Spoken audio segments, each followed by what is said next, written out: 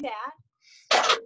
But basically tonight I wanted to walk you through a couple of things. Wanted to talk about the case study, the one that is either upcoming or maybe is due or whatever, and answer any questions that you guys have about it, and then talk to you a little bit about instruction and some other things that you need to know.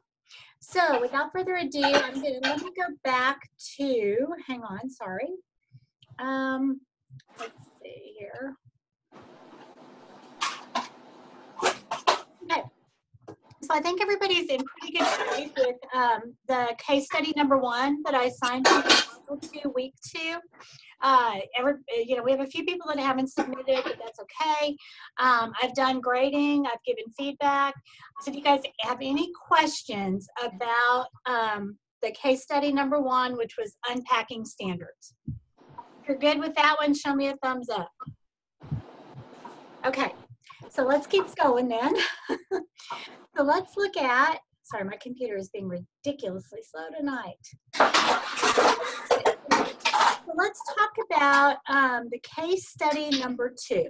So hang on one second. Let me get this to open up, and I will share my screen with you. Okay. So, I've got probably too many windows open tonight. That's my problem. All right. So, case study number 2, which is found in Module 3, Week 3, is due this Sunday. Now, you know, I don't get too worked up about due dates and stuff. Just remember, if you don't turn it in on time, things will start to snowball on you.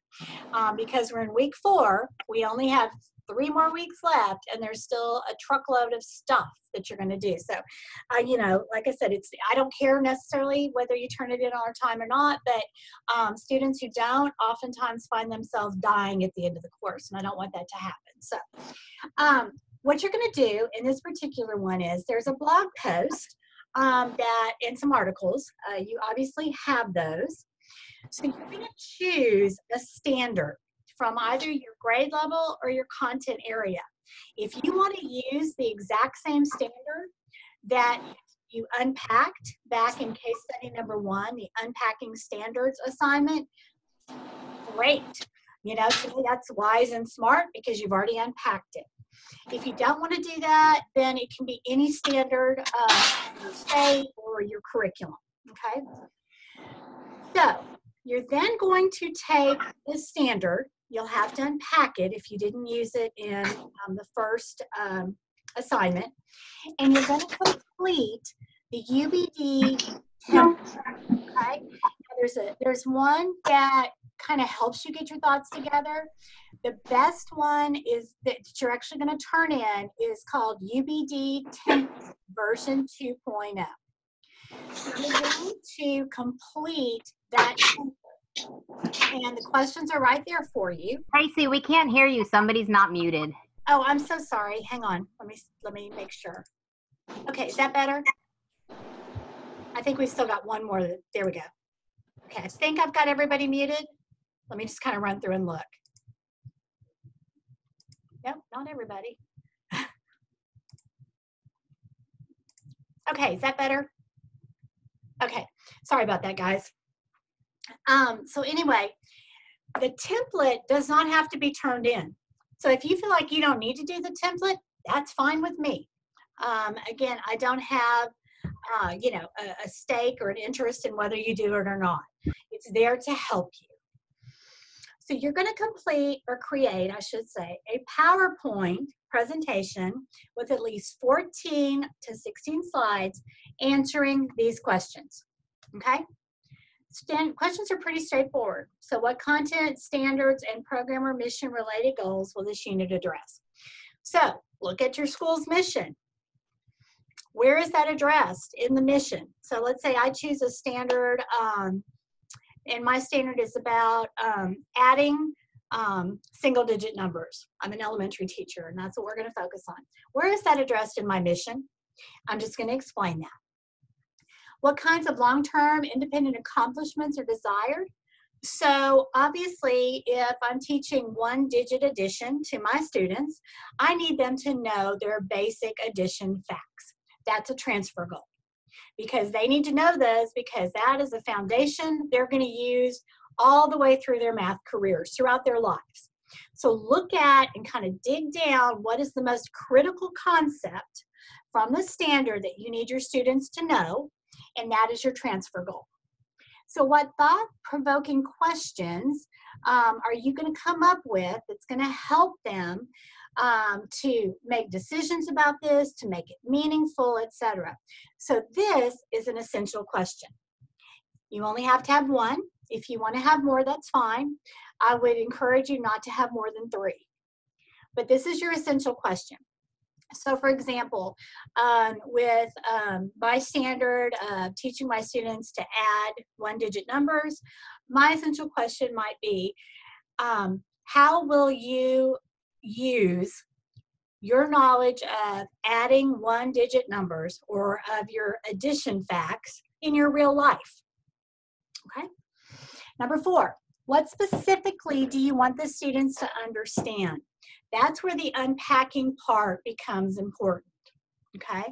So in doing so, you know, that's like, so we want them to understand the concept. We want them to be able to apply it. What might be a misconception that the students do? So, you know, again, pretty straightforward, just, you know, we know what our kids will sometimes mess up on. So what facts and basic concepts should students know and be able to do? Well, I want them to know and be able to recall their addition facts. You know, by memory, we're going to do it time. We want that to be rote memory for them, muscle memory actually. But in order to do this, they have to have some concept of the number system. So a basic concept is knowledge of the number system, understanding what it means to add, you know, etc. Okay. What discrete skills and processes should they be able to use? Well, I want them to get to the point that they can explain to me how to add in different ways. So they can add using the number line, they can add using manipulatives and objects, they can add using an addition chart, they can add from memory, okay? What criteria will be used in my assessment? So how am I going to make sure they know how to do this? So I may give a quiz. I may look at student work or artifacts. I may have them play a game. Anything like that is going to be fine. You just have to make sure that you can actually measure what it is your students have learned. So what assessments will provide valid evidence of transfer and understanding? So let's say that as part of my unit on teaching one-digit addition, I'm going to have them do a demonstration. I'm going to have them create a number line. I'm going to have them teach it to each other in their groups, and then I'm finally going to give a test. So what is going to be my most valid evidence for transfer and understanding? Well, I may give them a real world scenario, and I want them to be able to demonstrate their learning. So for me, it might be observation of students teaching other students how to add one-digit numbers. Number 9, what other evidence will I collect? Well, I gave you several examples, so I'm going to look at their number lines, I'm going to look at their tests, and I'm going to collect some artifacts from them.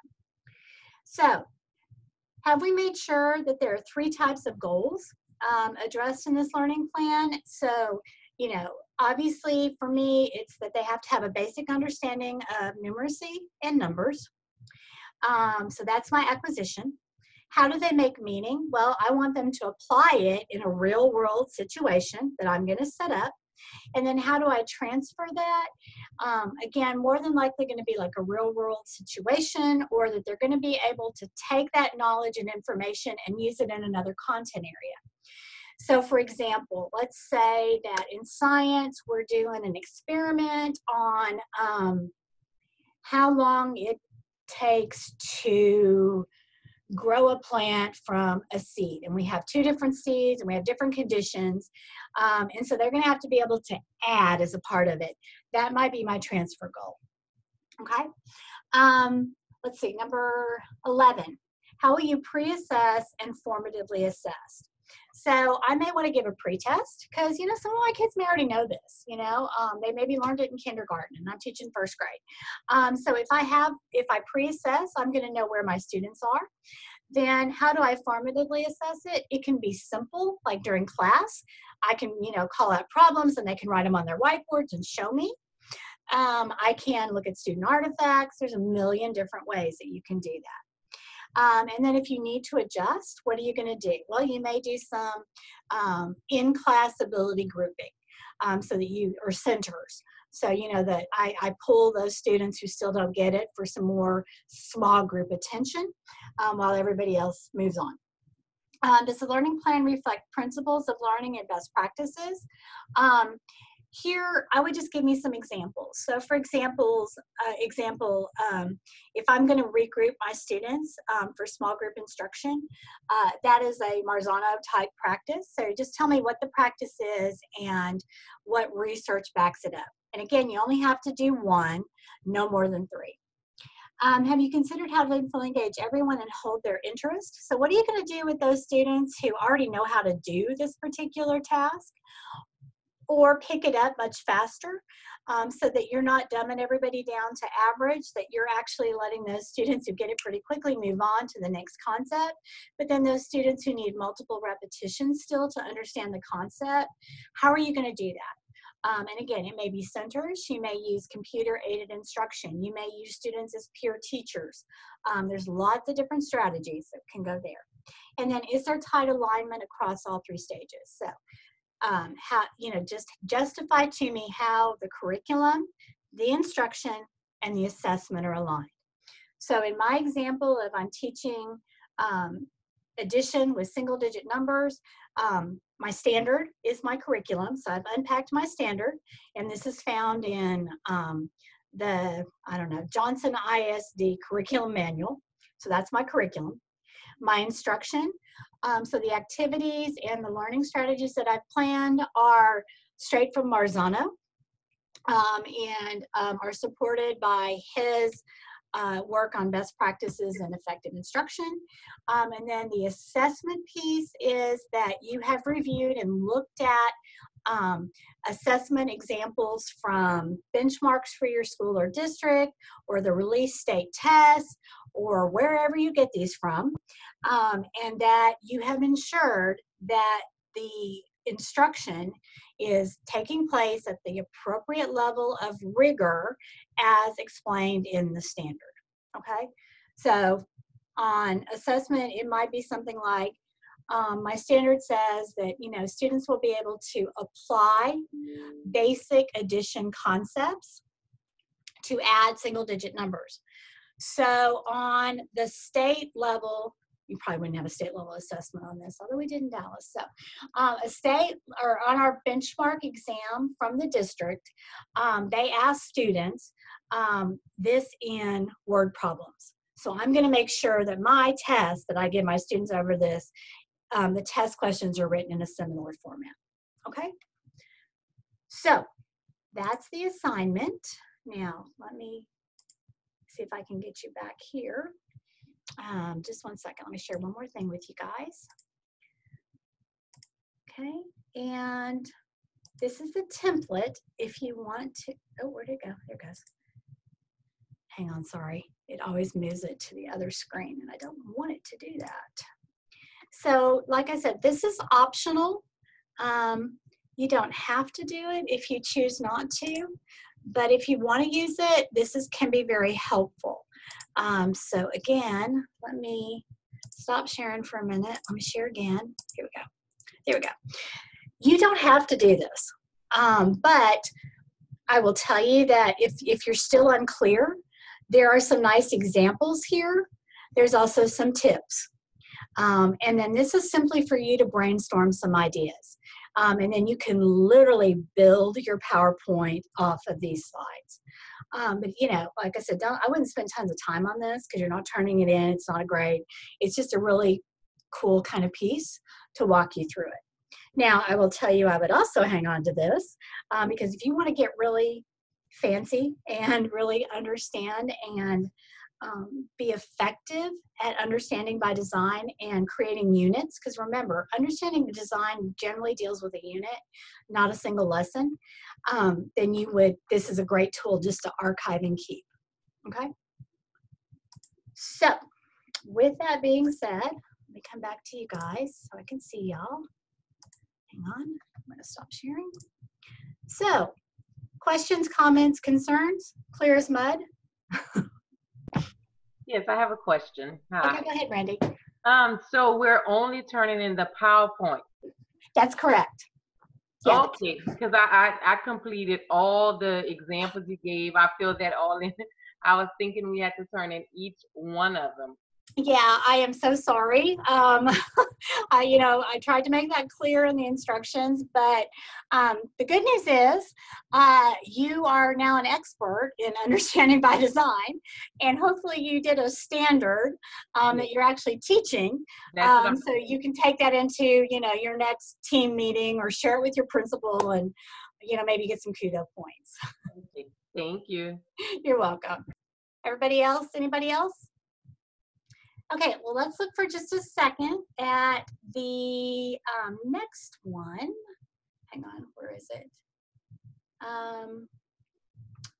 Let's see, I don't think you have another major one until week 5, but because that is the week of Thanksgiving and we're not doing a Zoom meeting, I'm just gonna kind of walk you through. It's super simple. And Brandy, this is good news for you. You're probably gonna be able to apply and use a lot of that stuff that you did in those templates by transferring it over here.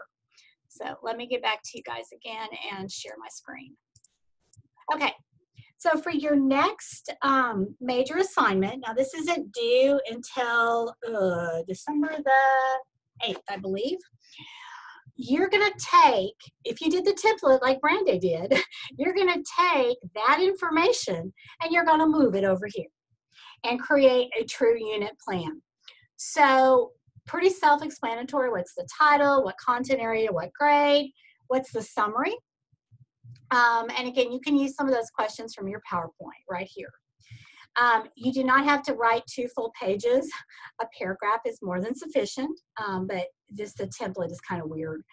And then you will notice, God, these should look fairly familiar. What is your goal? What is your transfer goal? What is your evidence? What is your learning plan? So these are all basic. They're all the same as what's on those UBD templates that I gave you, just kind of rearranged a little bit. So you just type it in here. Again, I would keep using the same goal or the same set of standards. Then you're going to tell me what the lesson's about, what is their prior knowledge. Again, this sounds really familiar, right? All the stuff that you did, because these are designed, the unpacking standard, case study 1 is the first step in case study number 2. If you follow and use those templates, those are the next step to complete case study number 3, okay? So, nothing here that you guys probably aren't familiar with, but again, it's what's your standard, what's your essential question, what's your objective. Language objectives are somewhat different. Most state systems and many school districts now require, because we have so many students who are second language learners, that we have a language goal. If you don't do that in your school or your district, you can just put not applicable. But I know, like if you're in Texas, I'll speak to Texas, we always had to have a language goal. So for us, it's generally building academic vocabulary. So these are the targeted words that my students need to know. Again, academic language. Again, I would encourage you to do that, even if it's not required in your school, simply because, we want our kids to know the appropriate math terms. Like sum or dividend or, whatever. So if there's specific academic language that maybe your students don't know, I would include it. If you feel like there's not, that's fine. Just put not applicable. It's not going to hurt your grade. And like I said, it's basically just kind of walking through what you do every day, or what you probably do hopefully as a group, as far as creating a unit. Okay. And again, when it talks about assessments, if you use the template or the answers that you gave in your PowerPoint, you're just basically going to move them here.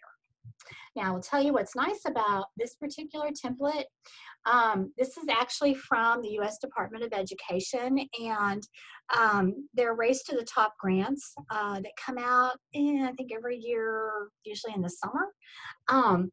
This is part of that grant application as well.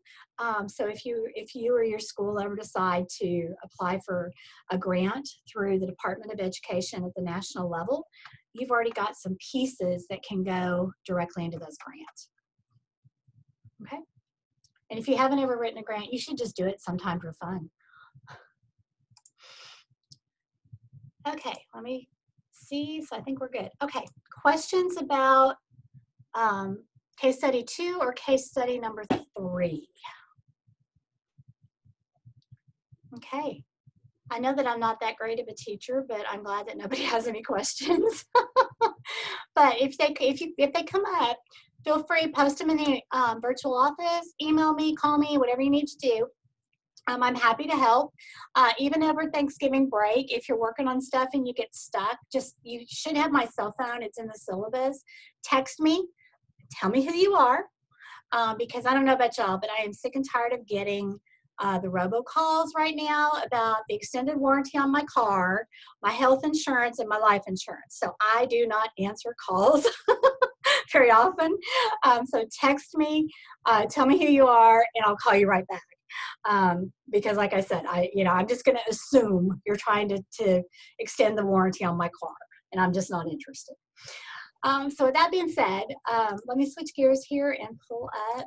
Sorry, y'all don't. And we do not have a meeting next week? No, next week for Thanksgiving, we do not. Okay. You get the week off. And then if you haven't looked ahead to your assignment during next week, I love it. It's my favorite assignment.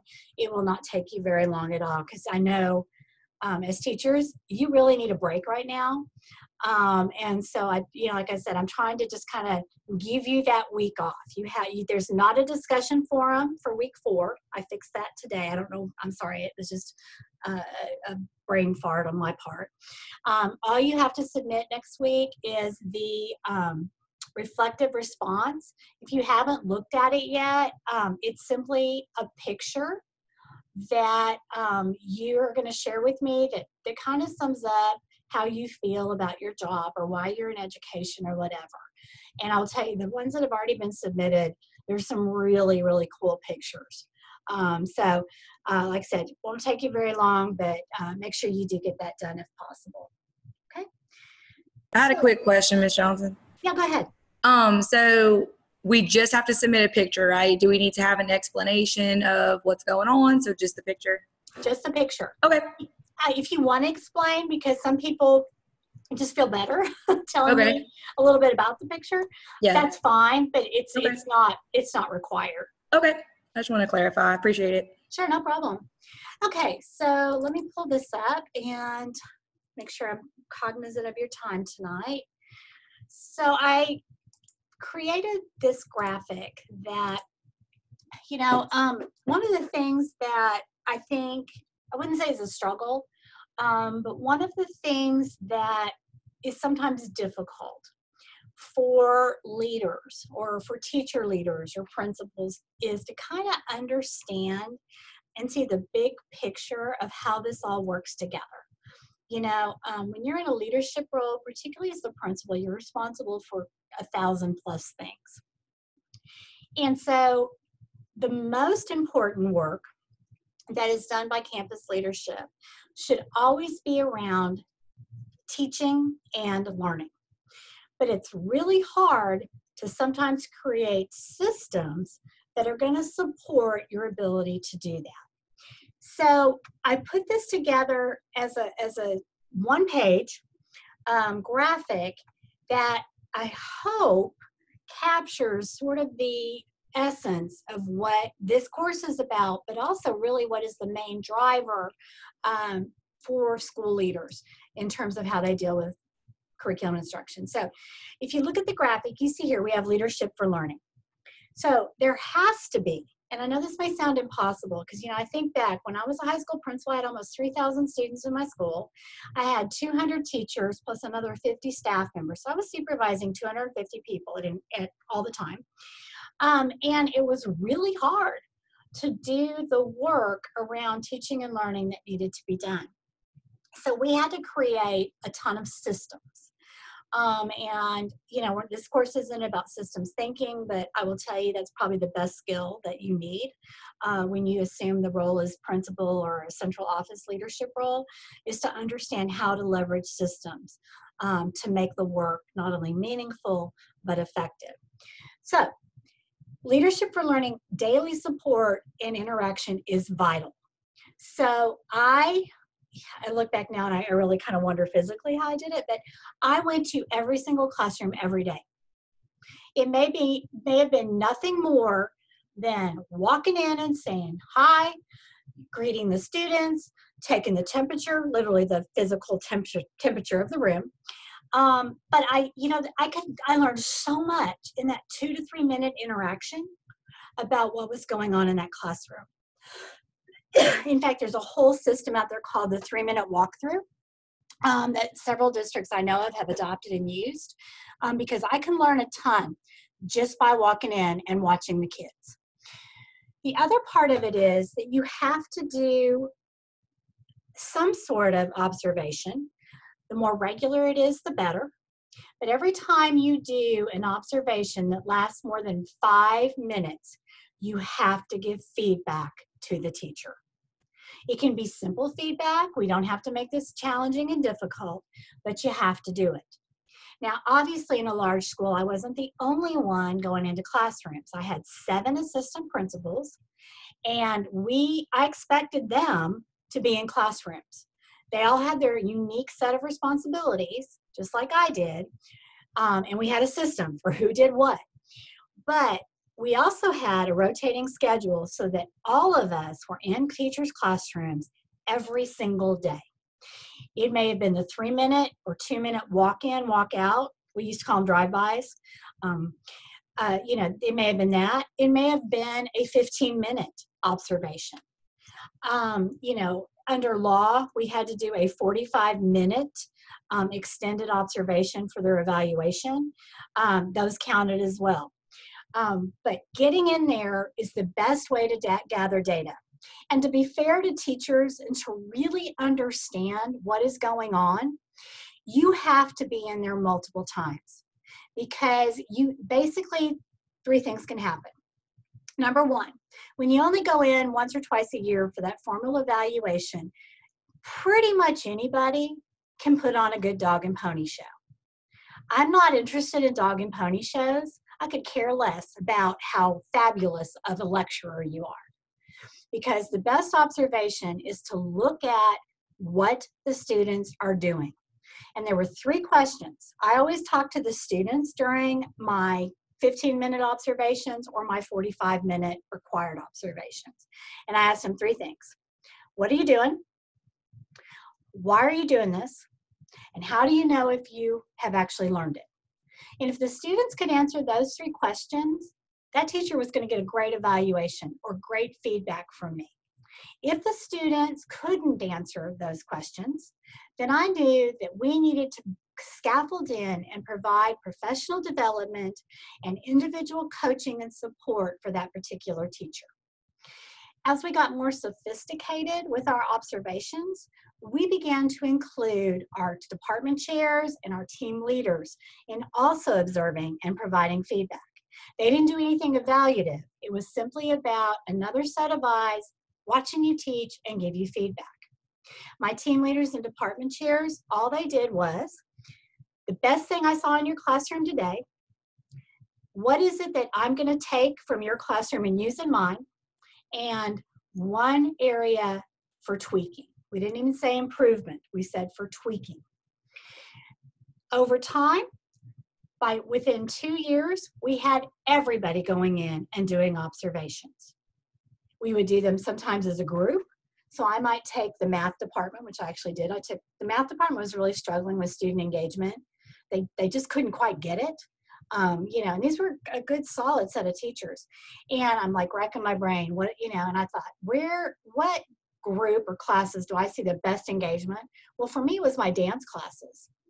So I took my entire math department and they observed our dance classes. And I remember one of the teachers, you know, who was always kind of I love her to death. We're still friends, but she was always one of those that was like, this is stupid, Tracy. So when I told the math department, we're going to go watch dance, I'm going with you. And she's like, that's the stupidest thing. Well, you know, we don't teach dance. And I'm like, just trust me, Pam, come on, let's go. And she looked at me after about 5 minutes in the class and she went, now I get it. And I said, exactly. So it's not about what they're teaching. It's how they keep the kids actively involved. And so over time, and so when the teachers observed teachers, they would also give feedback, but all they put in there was, I loved this about your lesson. I want to steal this to use in my classroom, or I'd love to talk to you and learn more about. So again, not at all evaluative, it's just to give feedback. And quite honestly, even beyond that, when the teachers would talk, then they would talk about, have you thought about this? Or did you try that? Or I'm curious about. So conversation really mattered. So as you can see, these are some stats regarding how unfortunately this happens in most schools. 41% of teachers are only observed once a year. 32% are only observed twice a year. 8% are never observed. And unfortunately, I have gone to many, many, many schools as principal. And when I start talking to them about, you know, this observation and what we're going to do and how it's coaching, and, you know, some of them look terrified. And I find out later they've never been observed. So the thought of somebody coming in their classroom, you know, just causes them major anxiety. But the whole idea is it's a shared process. And I'm a huge, huge believer in the coaching model, which is absolutely shared leadership. You know, another example that comes to mind for me, I had this fabulous, fabulous English teacher. Oh my gosh, kids loved her class. I loved to go in her class. And my 15 minutes would turn into 45 in a heartbeat because I'd get so engaged with the kids and what they were doing, I forgot to leave.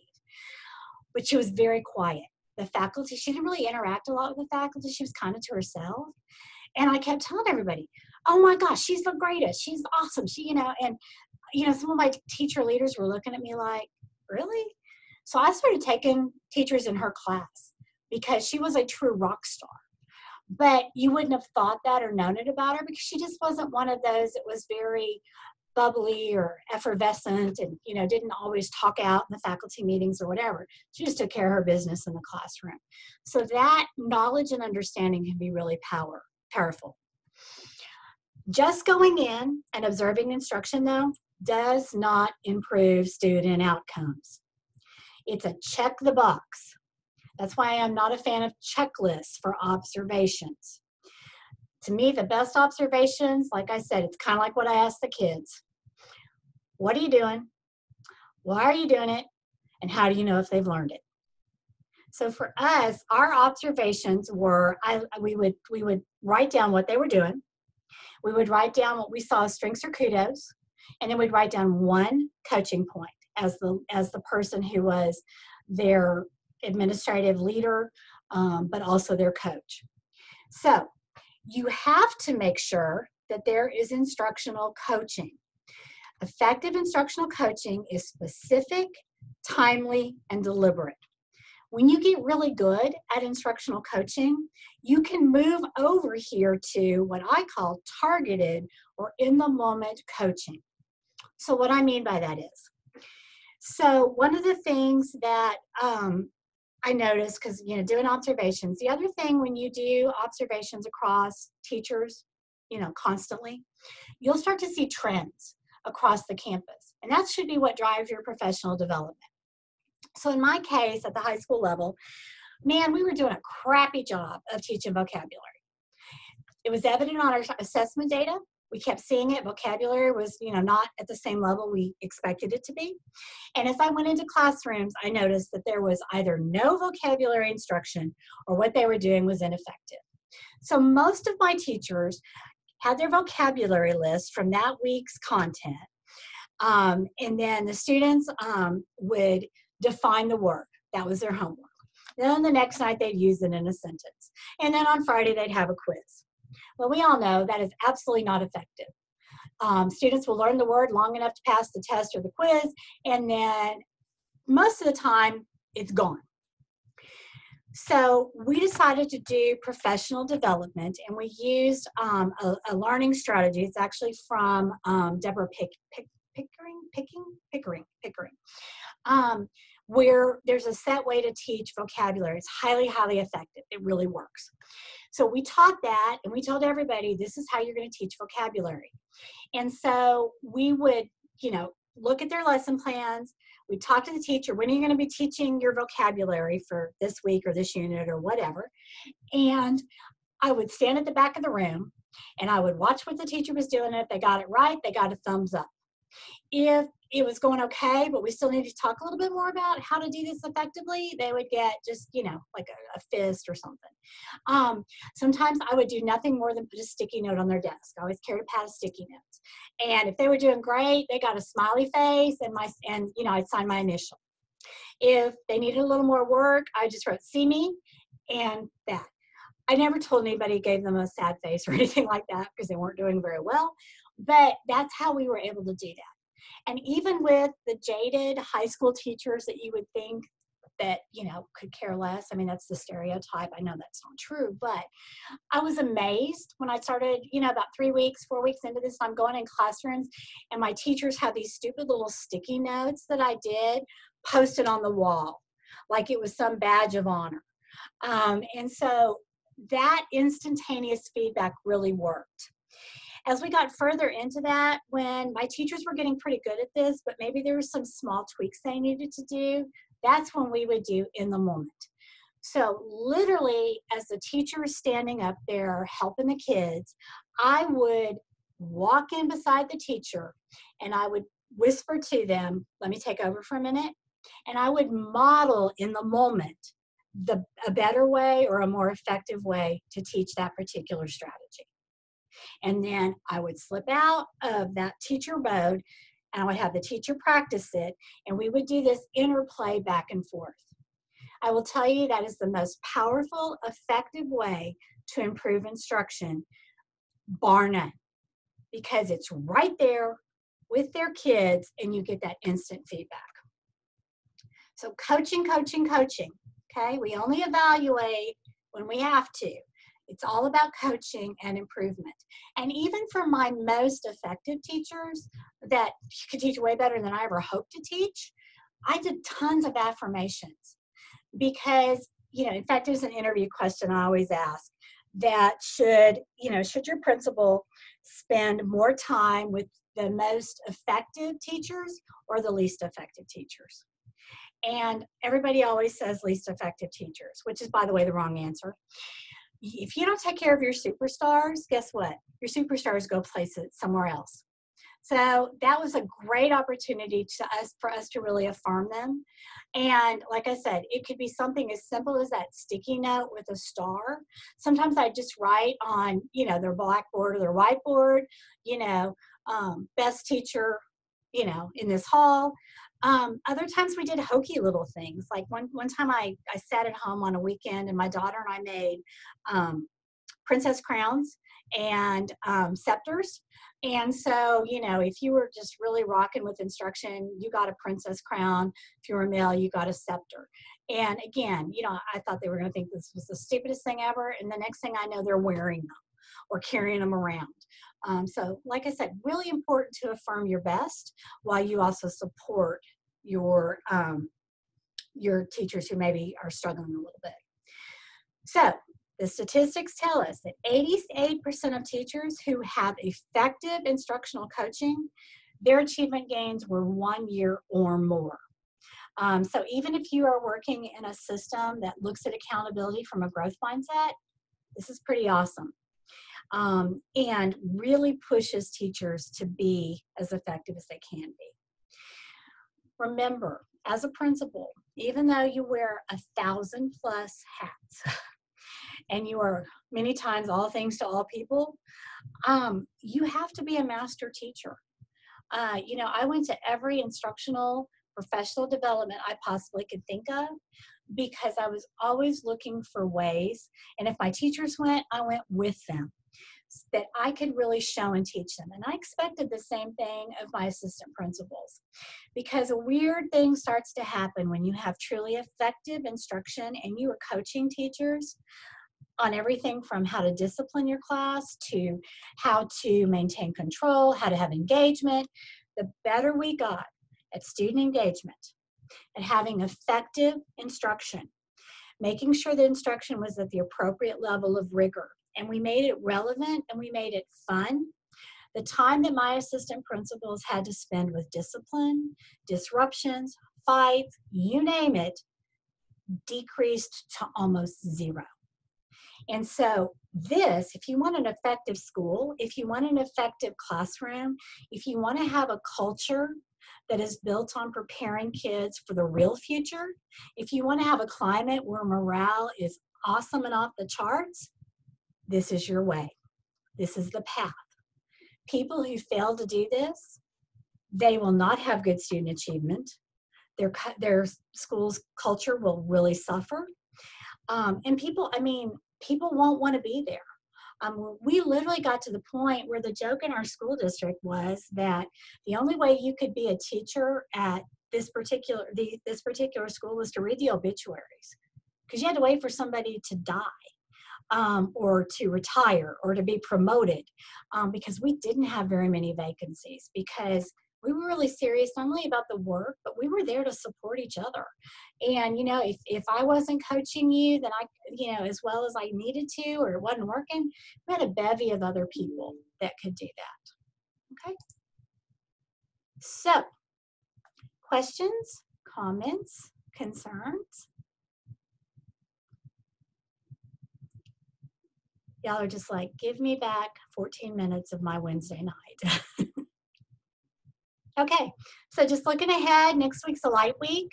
Try to get your stuff done and in. I don't worry about due dates, but like I said, my only concern is that don't let things snowball on you. The nice part of the way the case studies work is the fact that each one builds upon the one previous. So you're not reinventing something new every time.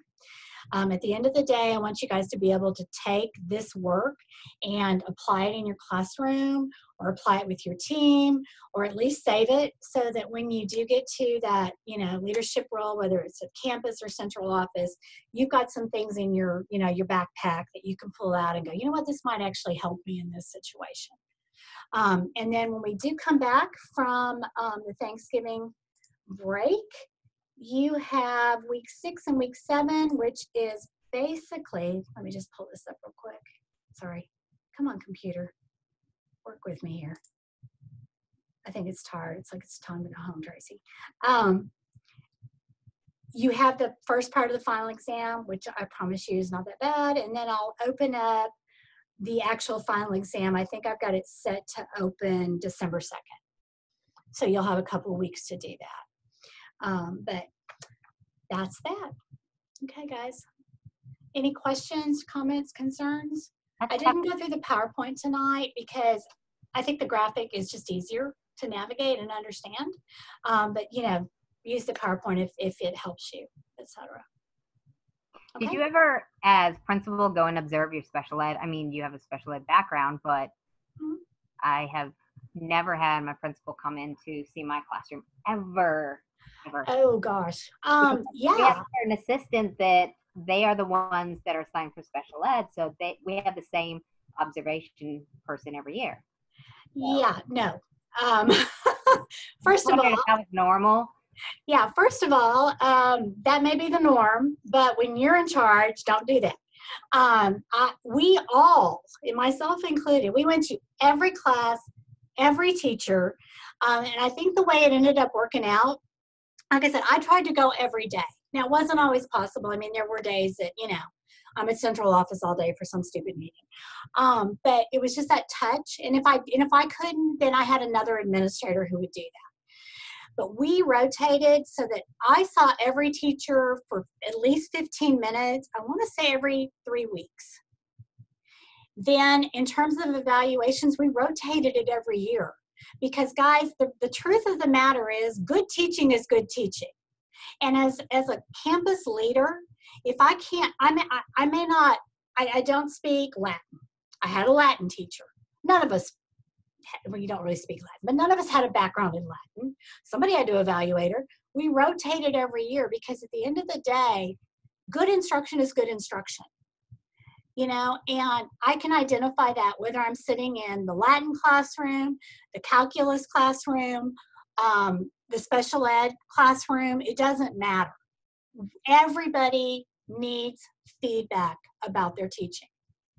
And, you know, I'm a fairly, in case you haven't picked up on this, I'm a fairly straightforward person. And, you know, I'll never forget, I had a teacher who was teaching integrated physics and chemistry. And the student, I mean, because you're in the classrooms all the time too, students will actually talk to you and they'll share stuff. And the students, had, in fact, were like grabbing me in the halls. You know, Miss, you know, please come to Miss So-and-so's classroom. She's awful, she's awful, she's awful. And I'm like, well, you know, okay, you know, I'll be there next week. And I remember sitting in her classroom, and as someone with advanced degrees, certainly rudimentary knowledge of science, she completely lost me. To the point of, I'm looking at the students going, do you understand what she's talking about? And they're like, no, see, we told you. The other thing is too, the students will be brutally honest. I had probably one of the worst math teachers I've ever seen in my life. I ended up firing her, literally firing her. And I don't take that lightly. But because I was in the classroom so frequently, the students, I'll never forget, I walked in, I'd been in maybe 6-7 times. And all of a sudden, she's like teaching, because I think she had the ability, and the capacity, she just didn't have the will. And I'm not kidding you. The students, when I sat down, about 5 minutes in, they turn around, and I mean like loudly so the teacher can hear it. Miss Fraley, she never teaches. You know that. She's only teaching because you're in here. She's only doing this because you're in here. And I'm like, shh, don't say that, shh. They wouldn't let it go. So, I mean, you get an incredible amount of information. They also will tell you, when a teacher, you know, because this is what amazes me about kids, even if a teacher's super tough, you know, high standards, the kids would tell me, yeah, her class is really hard, but she's a really good teacher. I'm learning a lot from her. But that doesn't happen when you only go in one time or never into those classrooms. And if I'm going to take a negative employment action with a teacher, first of all, I need a ton of documentation. I had a ton because we were always in those classrooms. But most importantly is you will create a culture that's about, this is our standard of excellence. And my students knew it as well as my teachers did. And the students are brutally honest and will give you all the information you need. You know, and like I said, I don't take it lightly when I would get rid of a teacher or, you know, not extend their contract or whatever. I mean, that is a very hard decision. I take that seriously. But at the end of the day, teachers all have degrees and they have the ability to get a job and sustain themselves. If we do a bad job with our students, they don't get a second chance at a K-12 education. They get one shot. And if we don't take care of them, we are dooming generations. So it's really serious business. But I think the thing that just, because I had the right team and the right group of people and we were all believed in this, I'll never forget, we were a Blue Ribbon National School. We were named the best school in the United States by the Intel Foundation. And we were asked to present at this conference. And I didn't know that I was the keynote until I got there. I mean, like in the session. And I'm like, crap, I'm the keynote? I thought I was just like on a panel or something. Oh, So I run over to my tech person who's there with me. And I'm like, oh my God, what am I going to do? And she sends me this video that we had created of our kids and our teachers. And it was just fun. You know, it was teaching and learning. It was just fun. And I thought, okay, I'm going to open with that. And then I can figure this out. That'll give me about 15 minutes to draft a speech for all that's going on. I cannot tell you how many hundreds and hundreds of people came up and they're like, how do you get that kind of environment? And it was all about the team. I had the best team. People still, and that was in 2002, they still call it the golden age of the school. People still talk about how wonderful that was. And I am in touch with, I can't even tell you, that literally over 1,000 kids that went through this school because it just works. And like I said, this isn't rocket science. It isn't that I was such a great principal. We just did the right stuff because we had an amazing team that understood it was all about the kids. Okay, I'll get off my soapbox, sorry. Anything else, guys, before I let you go? Give you back 6 minutes, how about that? Y'all have a wonderful Thanksgiving. Hopefully you're off all next week. Rest, relax. Seriously, just recharge because I know what you're feeling. I teach freshman classes. And I'm just like, I'm so ready for a break from y'all right now. Then that can get you through till the winter break and holidays. But appreciate you guys. I love what I'm seeing from y'all. Super, super work. And happy Thanksgiving. Bye, y'all.